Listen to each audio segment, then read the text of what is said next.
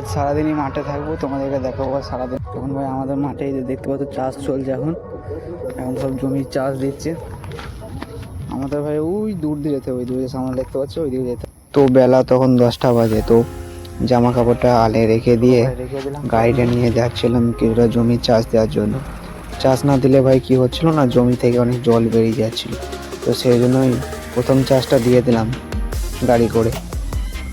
দেন তারপরে ওখান থেকে দেখতে পাচ্ছ আমার গায়ে হাতে প্রচুর কাদা লেগে গিয়েছে, তো তারপর পরবর্তী জমিটা চষার জন্য পাইপটা লাগিয়ে পানি দিচ্ছিলাম।